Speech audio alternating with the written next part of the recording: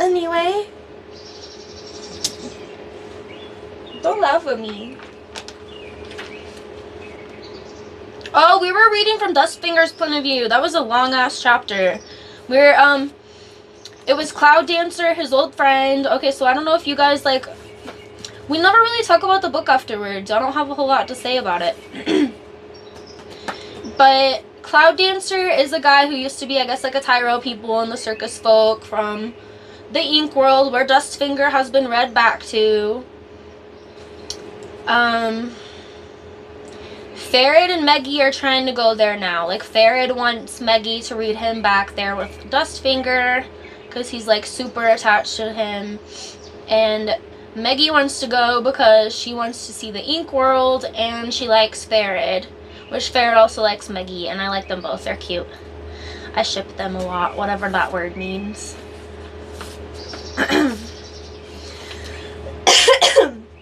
But it was, like, basically just used Dustfinger's old friend Cloud Dancer to, like, fill in Dustfinger and us for everything that's went on in the Ink world in the past, like, few years. Like, there's a new bad guy who rules over, like, over half of the world, like, half the kingdom. The Adderhead guy, who's, like, the new Capricorn, who's apparently worse.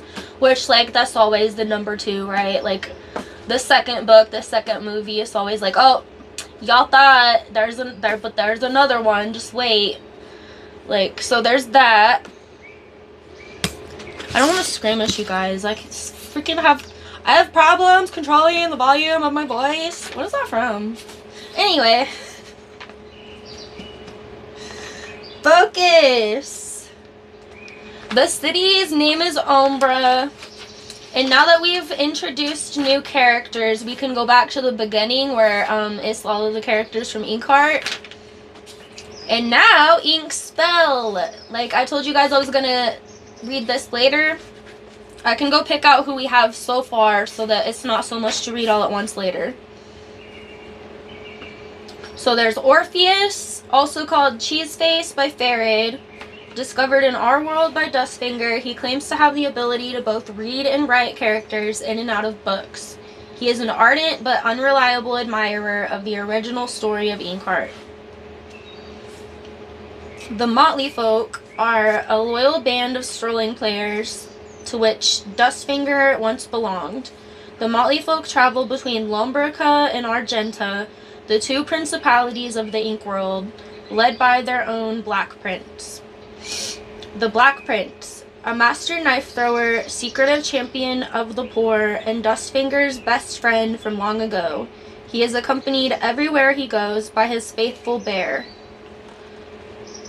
Cloud Dancer, a crippled former tightrope walker, now a messenger and an old friend of Dustfinger's. Sootbird, an unconvincing fire eater. I don't think this other person has been introduced yet. Or, like, any of these people. Really. Maybe I'll just read them off, and then whenever we come across them, probably in the next couple of chapters, we'll know who they are. There's one called Baptista. Is that not a wrestler? That's Batista? Could be a rapper. Fire Eater, I think. Where was that? Oh yeah, Sootbird, an unconvincing fire eater. That's what Dustfinger is. He's a fire eater. So, like, they play with fire, basically. And he's, like, really bad at it. I think he got introduced in this. How many have we read so far? We're on 7. There's still so much to go.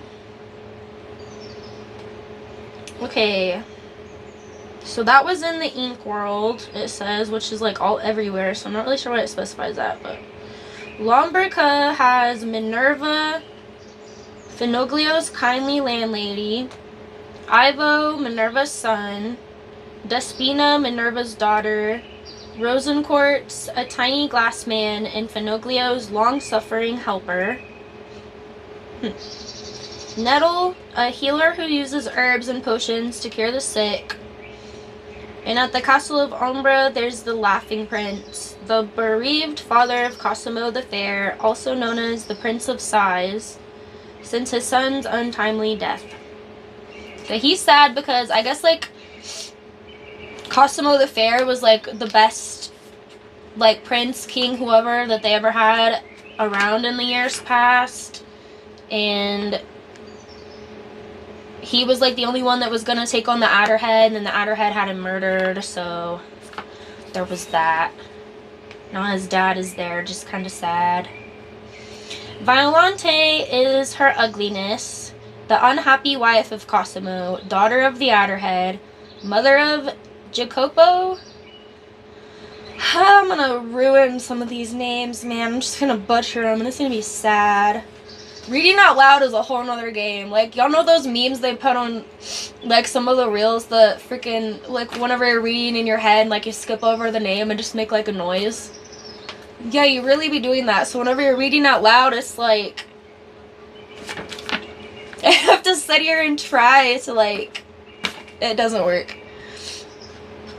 Jesus Christ. I don't really think we need to introduce anybody else yet, though, until they come in.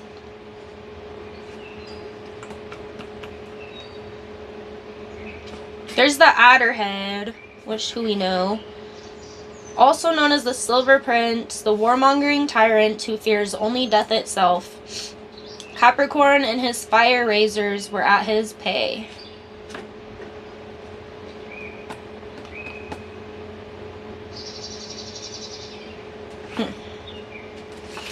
Okay, man, I've already read for so long. We ain't even started the book, the actual book. I don't know what things are called anymore. I would just use the old people word, memes. Or just, like, reels, TikToks. I don't know what people say these days. The children, just what all the kids are saying. I hate that I can even say that. Okay, this chapter is called Maggie's Decision. So she's going to be deciding whether or not she wants to go into the book, basically.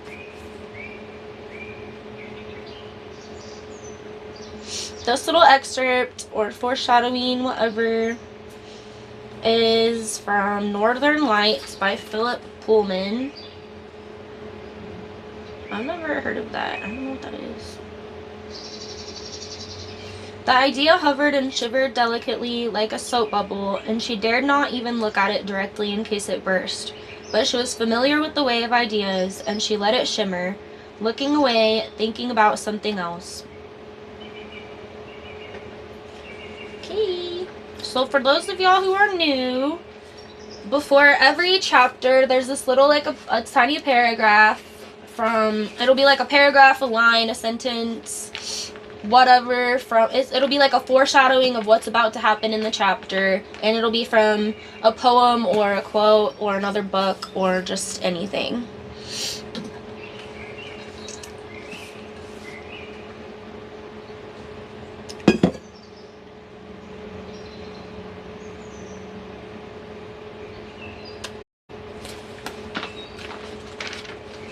This is a long chapter. Mo came home just as they were all sitting down to breakfast, and Risa kissed him as if he'd been away for weeks. I can feel myself twitch more when I read. I feel like when I focus, I twitch more, and I freaking hate it. Like, literally, why am I twitching? Just relax. Do your muscles have to do stuff? Just calm down.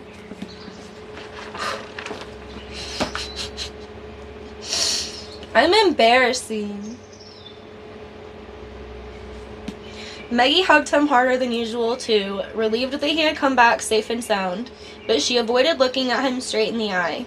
Mo knew her too well. He would have spotted her guilty conscience at once, and Maggie's conscience was very guilty. The reason was the sheet of paper hidden among her school books up in her room, closely written in her own hand, although the words were by someone else. Maggie had spent hours copying out what Orpheus had written. Every time she got something wrong, she had begun again from the beginning. for fear that a single mistake could spoil everything. She had added just 3 words where the passage mentioned a boy, and in the sentences left unread by Orpheus, Maggie had added, and the girl. 3 nondescript, perfectly ordinary words. So ordinary that it was overwhelmingly likely that they occurred somewhere in the pages of Inkheart. She couldn't check, however, because the only copy of the book she would have needed to do that was now in Basta's hands. Basta. The mere sound of his name reminded Maggie of black days and black nights, black with fear. Mo had brought her a present to make peace between them, as he always did when he had quarreled. A small notebook bound by himself, just the right size for her jacket pocket, with a marbled paper cover. Mo knew how much Maggie liked marbled patterns. She had only been 9 when he had taught her how to color them for herself. Guilt went to her heart when he put the notebook down by her plate, and for a moment she wanted to tell him everything, just as she always had done, but a glance from Farrad prevented her. That glance said, "No, Maggie, he won't let you go there ever." So she kept quiet, kissed Mo, and whispered, "Thank you," and said no more, quickly bending her head, her tongue heavy with the words that she hadn't spoken. Luckily, no one had noticed her sad expression. The others were still anxious about Farrad's news of Basta. Eleanor had gone to the police on Mo's advice, but her visit to them had done nothing to improve her mood. "Just as I told you," she said crossly, working away at the cheese with her knife as if it were the cause of all this trouble. "Those fools didn't believe a word I said. A couple of sheep in the uniform would have listened better. You know I don't like dogs, but maybe I ought to get some after all. A couple of huge black brutes to tear Basta apart the moment he comes through my garden gate. A Dobsterman dog. Yes, what's a Dobsterman? Oh, I should have just shut up. A Dobsterman dog. Yes, a Dobsterman or 2. Isn't a Dobsterman the dog that eats people?" "You mean a Doberman." Mo winked across the table at Maggie. It broke her heart. There he was winking at her, his deceitful daughter who was planning to go right away to a place where he probably couldn't follow her. Perhaps her mother would understand, but Mo, no, not Mo, never. Maggie bit her lips so hard that it hurt, while Eleanor, still in a state of agitation, went on. "And I could hire a bodyguard. You can do that, can't you? One with a pistol? No, not just a pistol, armed to the teeth. Knives, rifles, everything. And so big that Basta's black heart would stop to the mere sight of him. How does that sound?" Maggie saw Mo suppress a smile with difficulty. "How does it sound? As if you've been reading too many thrillers, Eleanor." "Well, I have read a lot of thrillers," she said, injured. "They're very informative if you don't usually mix much with criminals."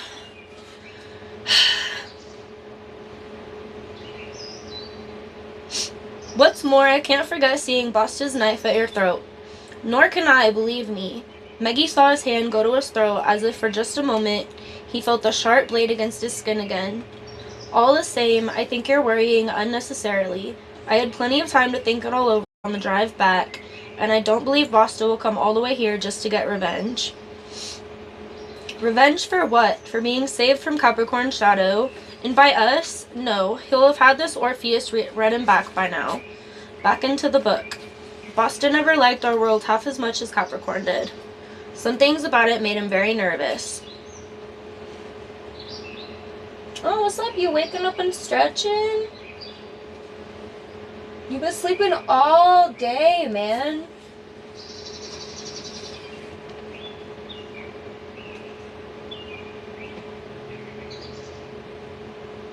Thinking about going back to bed?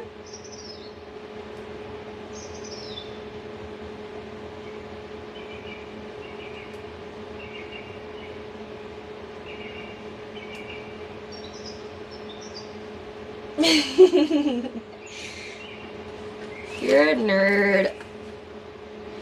Where was I?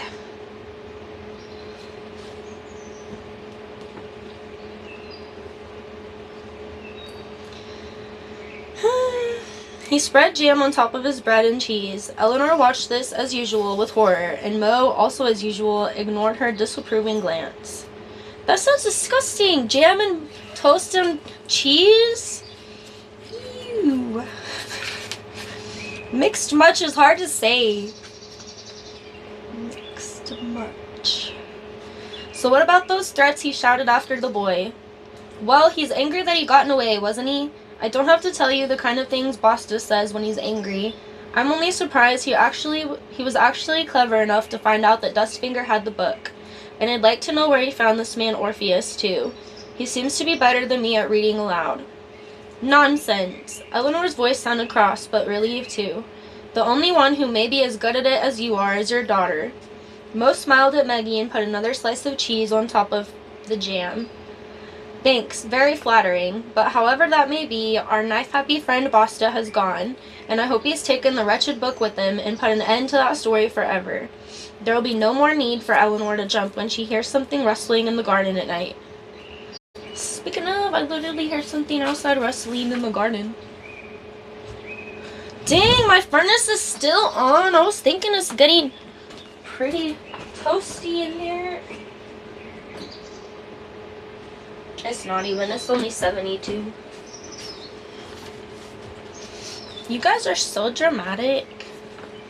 It can't be me. It can always be me. Where was I?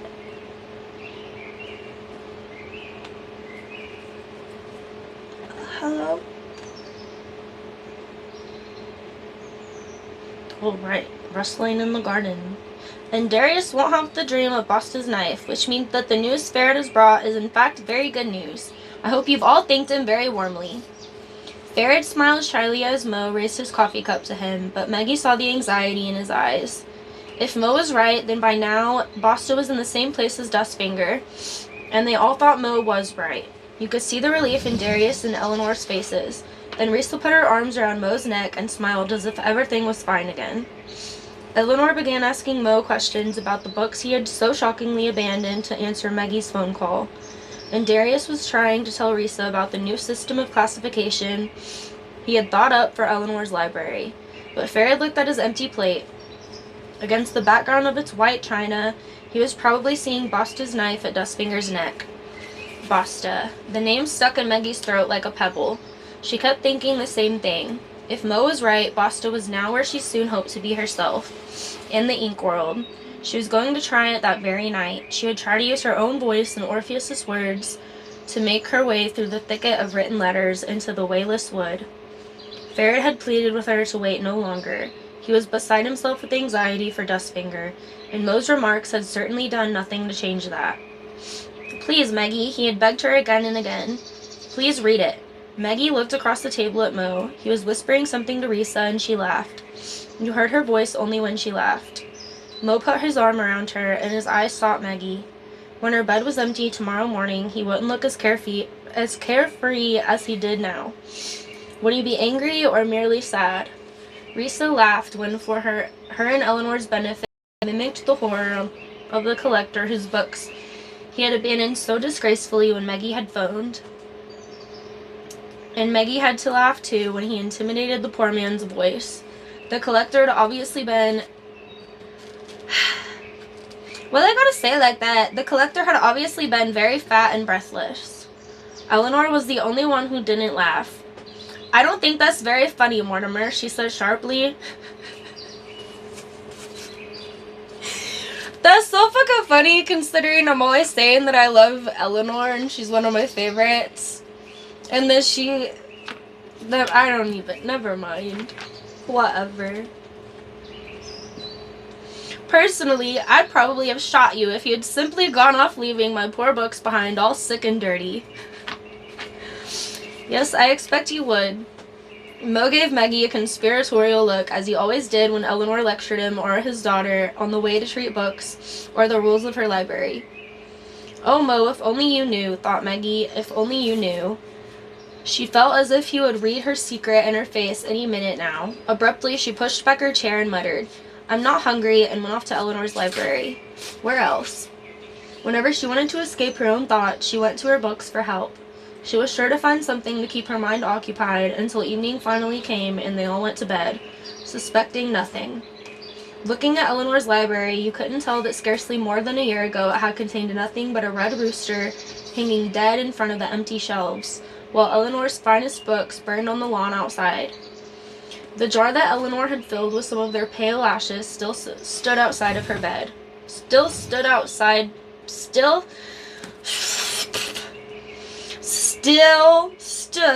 beside her bed. Good grief! My eyes are tired. Hi, Rudy.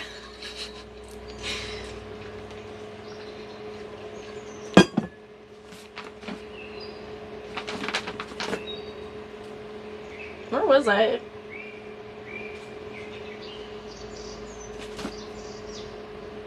Right. I don't want to read that again. The jar that Eleanor had filled with some of their pale ashes still stood beside her bed. Why do they gotta put these hard words in here? Together. Maggie ran her forefinger over the backs of the books. They were ranged side by side on the shelves again now, like piano keys. Some shelves were still empty, but Eleanor and Darius were always out and about, visiting secondhand bookshops and auctions to replace those lost treasures with new, equally wonderful books. Orpheus. Where was the story of Orpheus? Maggie was on her way over to the shelf where the Greeks and the Romans whispered their ancient stories when the library door opened beside her and Mo came in. Risa says you have a sheet of paper that Farid brought with him in your room. Can I see it? He was trying to sound as casual as if he were just asking about the weather, but he'd never been any good at pretending. Mo couldn't pretend any more than he could tell lies. Why? Maggie leaned against Eleanor's books as if they would strengthen her backbone. Why? Because I'm curious, remember? And what's more, he added, looking at the backs of the books, as if he could find the right words there. And what's more, I think it would be better to burn that sheet of paper. Burn it? Maggie looked at him incredulously. But why? I know it sounds as if I'm seeing ghosts, he said, taking a book off the shelf, opening it, and leafing absent-mindedly through it.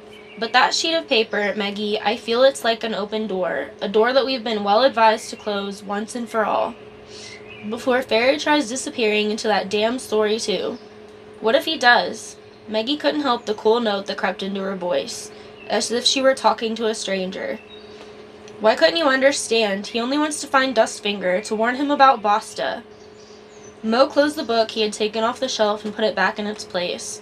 So he says, but suppose Dustfinger didn't actually want to take him along.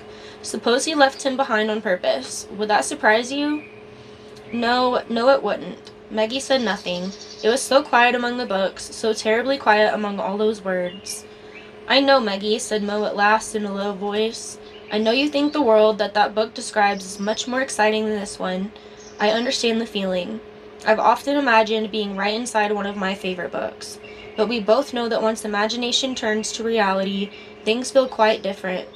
You think the ink world is a magical place, full of wonders, but believe me, your mother has once told me a lot about it that you wouldn't like at all. It's a cruel, dangerous place full of darkness and violence, ruled by a brute force, not just by justice. He looked at her, searching her face for the understanding he had always found there before, but did not find now. Farid comes from a world like that, said Maggie, and he didn't choose to get into this story of ours. You brought him here.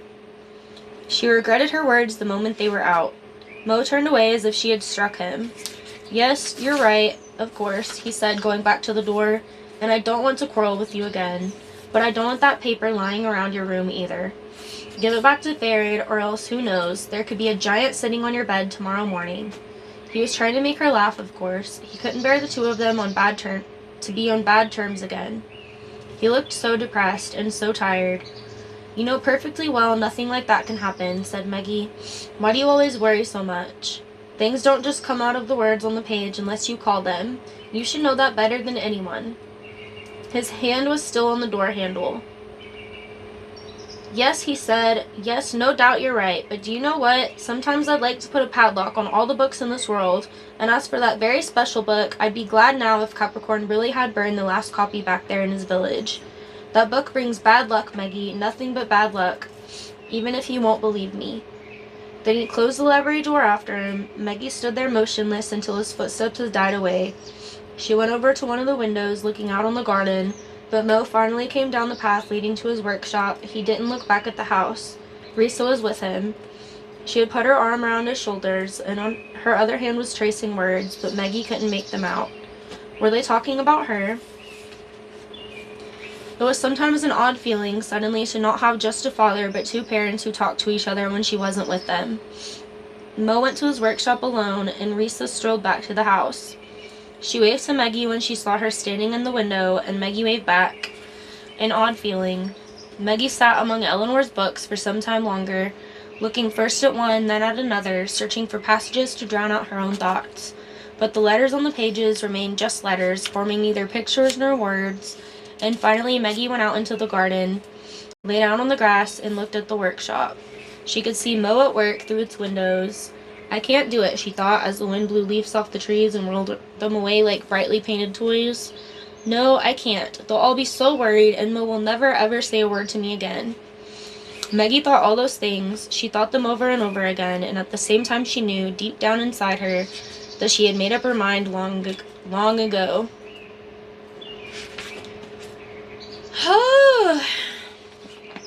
We could read like forever more, or I could stop here and we could not read anymore. The goal was 3 chapters and I read 1. I'm so sleepy already.